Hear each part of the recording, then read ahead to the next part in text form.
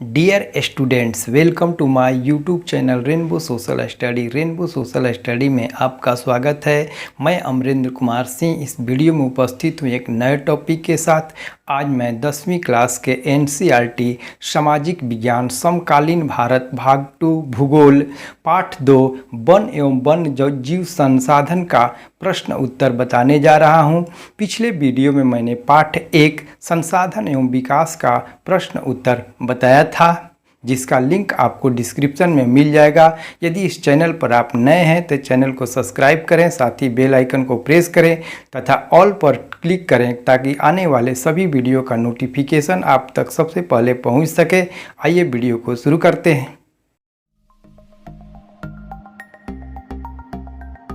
पहला है बहुवैकल्पिक प्रश्न।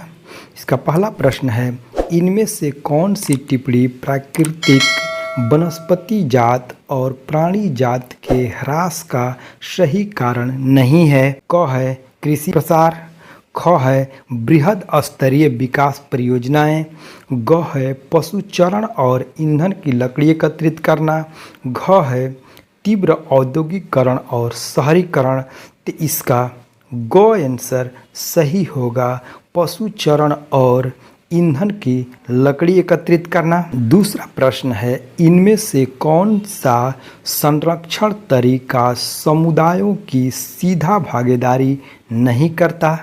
क है संयुक्त प्रबंधन, ख है चिपको आंदोलन, ग है बीज बचाओ आंदोलन, घ है वन्य जीव पशु विहार का परिसीमन। तो इसका घ आंसर सही होगा, वन्य जीव पशु विहार का परिसीमन। दूसरा प्रश्न है, निम्नलिखित प्राणियों पौधों का उनके अस्तित्व वर्ग से मेल करें। जानवर, पौधे और अस्तित्व वर्ग। पहला है काला हिरण, तो ये होगा काला हिरण का होगा संकट ग्रस्त। दूसरा है एशियाई हाथी, तो इसका होगा सुभेद। तीसरा है अंडमानी जंगली सुअर, इसका होगा स्थानिक। चौथा है हिमालयन भूरा भालू, इसका होगा दुर्लभ। पांचवा है गुलाबी सिर वाला बतख, इसका होगा लुप्त, यानी ये गुलाबी सिर वाला बतख लुप्त हो चुका है। तीसरा है निम्नलिखित का मेल करें। आरक्षित वन, आरक्षित वन के अंतर्गत आएगा वन और वन्य जीव संसाधन संरक्षण के दृष्टि से सर्वाधिक मूल्यवान। दूसरा है रक्षित वन, तो इसका होगा वन भूमि जो अधिक संरक्षण से बचाई जाती है। अवर्गीकृत वन, तो ये होगा सरकार व्यक्तियों के निजी और समुदायों के अधीन अन्य वन बंजर भूमि। इस पाठ से संबंधित और ऑब्जेक्टिव प्रश्नों को देख लेते हैं। भारत में बाघ परियोजना की शुरुआत कब हुई? 1973 ईस्वी में बाघ परियोजना यानी टाइगर प्रोजेक्ट की शुरुआत हुई और ये कैलाश सांखला के निर्देशन में ये टाइगर प्रोजेक्ट शुरू किया गया था और कैलाश सांखला को टाइगर मैन ऑफ इंडिया के नाम से जाना जाता है। अगला प्रश्न है, कॉर्बेट राष्ट्रीय उद्यान किस राज्य में स्थित है? तो ये उत्तराखंड में स्थित है। अगला प्रश्न है, रणथंभौर राष्ट्रीय उद्यान, घना पक्षी विहार, सरसिका वन्यजीव अभयारण्य और डेजर्ट अभयारण्य किस राज्य में स्थित है? तो ये राजस्थान में स्थित है। अगला प्रश्न है, कन्हा माधवगढ़ राष्ट्रीय उद्यान किस राज्य में स्थित है? तो ये मध्य प्रदेश में स्थित है। अगला प्रश्न है, भारत में चिपको आंदोलन की शुरुआत कब हुई? 1972 ईस्वी में भारत में चिपको आंदोलन की शुरुआत हुई थी और इसके प्रणेता सुंदरलाल बहुगुणा थे। अगला प्रश्न है, आयुर्वेद का जनक कौन है? तो ये चरक को आयुर्वेद का जनक कहा जाता है। अगला प्रश्न है, गिर राष्ट्रीय उद्यान किस राज्य में स्थित है? गुजरात में स्थित है। अगला प्रश्न है, भारतीय वन अनुसंधान संस्थान कहाँ स्थित है? तो ये देहरादून में स्थित है। अगला प्रश्न है, भारत में जंगली गधों का अभयारण्य किस राज्य में स्थित है? तो ये गुजरात के कच्छ ऑफ रण में स्थित है। अगला प्रश्न है, किस राज्य में वन का सबसे अधिक विस्तार है? ये मध्य प्रदेश में भारत का सबसे अधिक वन का विस्तार है। इसके बाद छत्तीसगढ़ का है और इसके बाद अरुणाचल प्रदेश का स्थान आता है। अगला प्रश्न है, संविधान की धारा 21 का संबंध है वन्य जीवों तथा प्राकृतिक संसाधनों के संरक्षण से है। अगला प्रश्न है, भारत का राष्ट्रीय पक्षी है मयूर। चौथा प्रश्न है, निम्नलिखित प्रश्नों का उत्तर लगभग 30 शब्दों में दीजिए। पहला प्रश्न है, जैव विविधता क्या है? यह मानव जीवन के लिए क्यों महत्वपूर्ण है? इसका उत्तर देख लेते हैं। जैव विविधता से तात्पर्य पृथ्वी पर पाए जाने वाले विभिन्न प्राणियों, वन्य जीवों और पेड़ पौधों की प्रजातियों से है।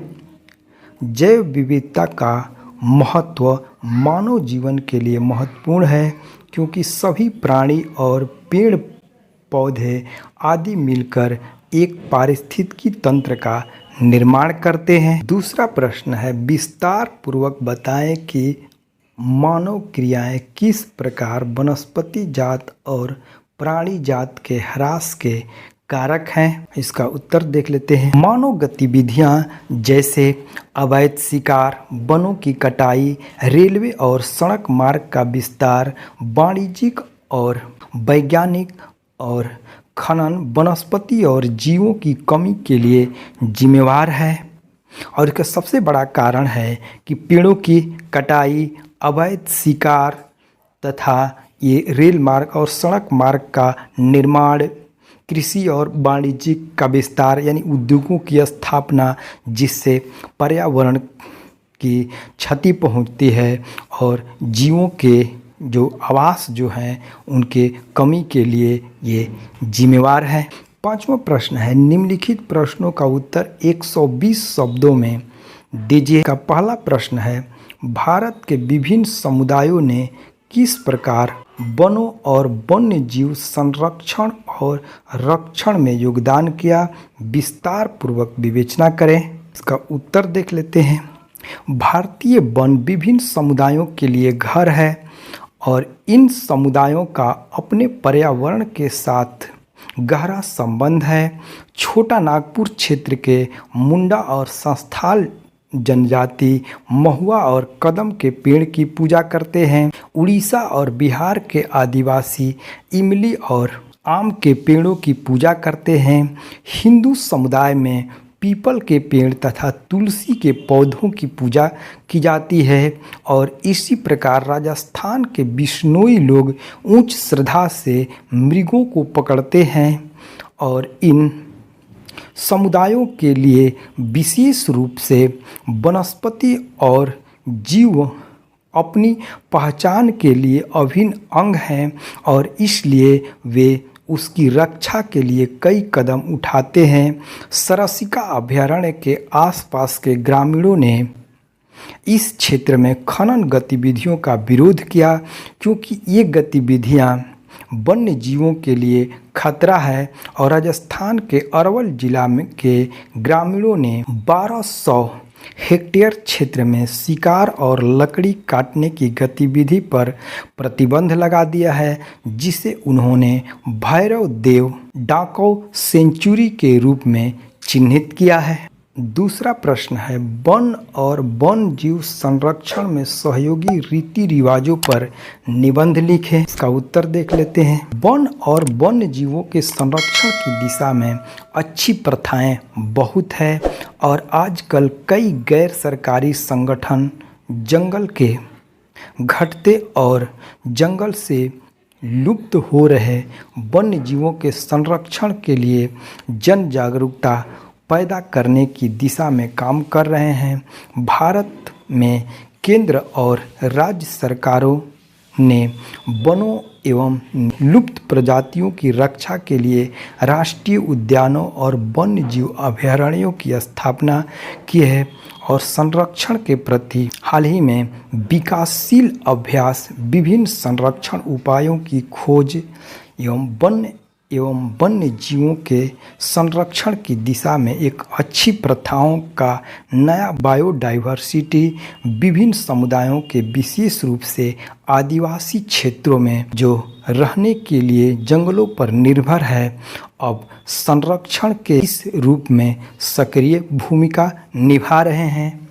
और केंद्र सरकार द्वारा भी इसमें प्रयास किया गया है कि प्रत्येक राज्यों को एक राजकीय जीव, राजकीय वृक्ष और राजकीय पक्षी और राजकीय पशु, राजकीय पुष्प घोषित करने का निर्देश दिया गया है और ये सभी राज्य लगभग इसका पालन कर रहे हैं। यदि वीडियो पसंद आए तो कमेंट, शेयर, लाइक और सब्सक्राइब करें। पुनः मिलते हैं अगले वीडियो में, तब तक के लिए धन्यवाद।